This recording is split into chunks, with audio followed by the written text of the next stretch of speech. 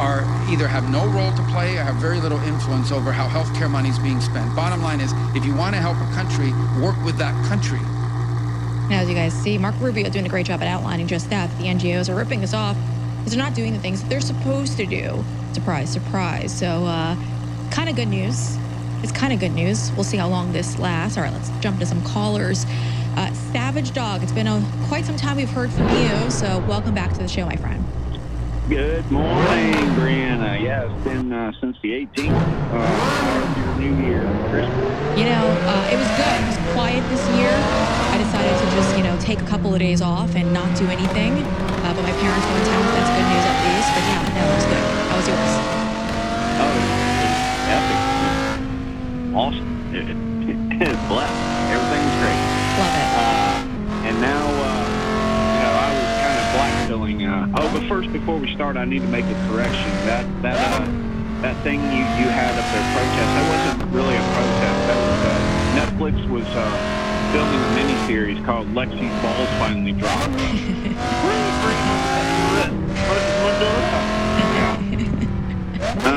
So I've got like a whole page written out of notes, but I'll just go with one aspect of this.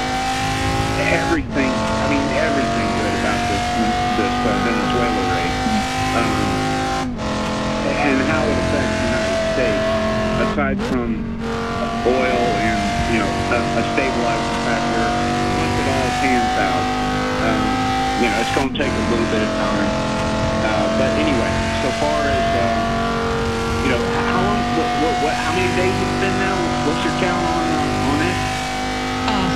I don't have the exact count. I do the date each day, and it's very problematic. So I'm hearing people over the FBI are big fans of this tweet that I put out every day, where I tell you, no one's been arrested.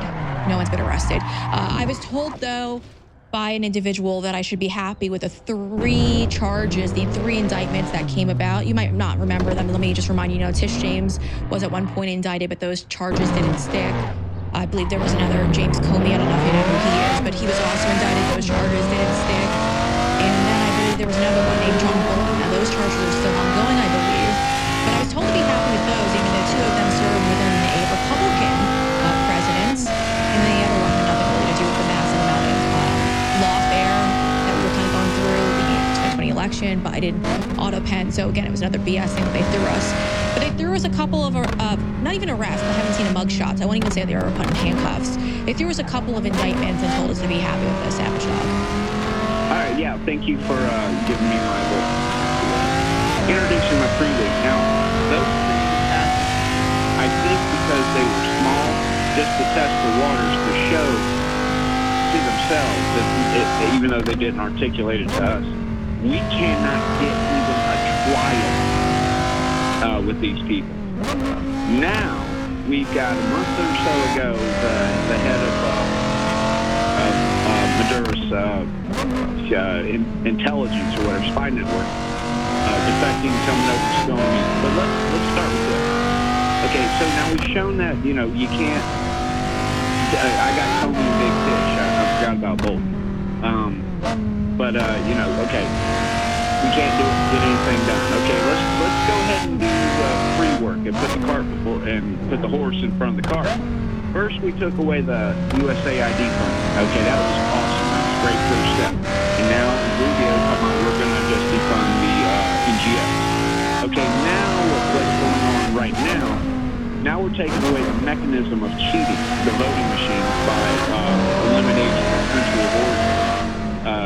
They now, once this pans out, they're not going to be in charge of Smartmatic and Brain Fart, the other one. So we got that going on right now. Now we got the spy chief, spilling what he knows. And you're going to have an FBI agent sitting across the table from Maduro saying, look, I'll tell you what, let's say you get 1 year in prison. There's a lot of Venezuelans in Rikers Island. You're either going to die by the people you started out, or you're going to get killed by the cartel who assume that you spilled the beans. Here's a legal pad to box in. We'll come back in a couple hours and see how you're doing on dining wiping everybody else out in America. I think that he's going to spill so much and give so much evidence, and so much is going to come out of this. We're going to finally see indisputable. Okay, now Maduro's in the Southern District, New York. That's bad. I think that was done just for the initial optics and showing Mondani. Look what we could do there, Chief. You better not. You know, better not go full blown comment. But once these names start coming out, then you're going to start seeing indictments and trials in Florida. I really hope so. I hope I'm not, white pilling myself and, really, selling opium. But man, something's got to happen. I mean, this is great. And they got the, Hispanic vote, that's like a side issue, a political horse poop kind of side issue. But now what you said earlier about, and what's his name, the guest you had on, I was trying to remember his name. He said that, he said what I was going to say. You were like, okay, now Venezuela's free, y'all can go home now. Kind of sounding catty. But I look at these videos, and I look at Venezuela, and if I was Venezuelan and I was living here, I wouldn't want to be here. I'm going to go to Venezuela, where they're going to be rich. Venezuela is a beautiful country with a huge coastline. They're going to be a destination. You give them 5 years and everything goes right in the world, and China and Russia and everybody gets out of their mess, and they start getting rich, they're going to be the destination. Yeah. And now, let's go to the future a little bit. Now let's say we take care of Mexico, and we take care of Cuba, and we take care of Colombia, and now we're starting to look at a North and South American coalition that is to the point where Trump can dump NATO and say we're gonna have a complete economic military deal with North or South America. Keep China out, keep Russia out.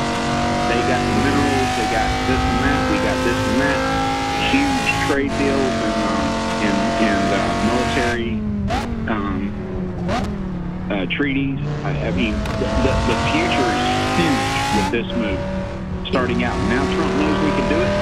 Now he's talking about Greenland again. Hey, they added a dog sled to their National Defense Force.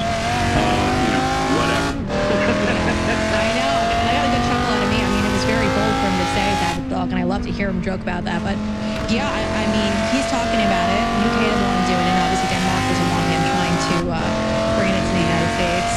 Again, he keeps people on their toes, and I think that's very important. For those of you at home, let me know also if you're going to be purchasing a real estate anytime soon in Venezuela. I feel like here it's going to be a very popular attraction once they get rid of those commies that are in their country. I'm pretty sure they're all asleep at this point. I can't imagine anyone sticking around for what they just saw and how their military barely put up a fight. So Savage Dog, I think you're right. I like the fact that you are a sense of optimism. We need that these days. So thank you for calling to the show, my friend. As always, we greatly appreciate your time. All right, let's turn to Jordan in New Jersey. Jordan, welcome to the show. Hi, Brianna. How are you? Good. How are you? I'm well. Happy New Year to you. Happy New Year. Tidings to all the InfoWars crew as well. I just wanted to call in regarding this Venezuelan issue. I don't know if you remember, I called in over the last couple of weeks trying to short this whole Venezuelan thing. I think some of my predictions turned out to be kind of true. And I just wanted this Elon Musk meeting with Trump recently coincides with Trump. I don't know if everybody remembers, maybe you remember, I discussed the detail of the Institute of Peace, right, which is a huge USAID money laundering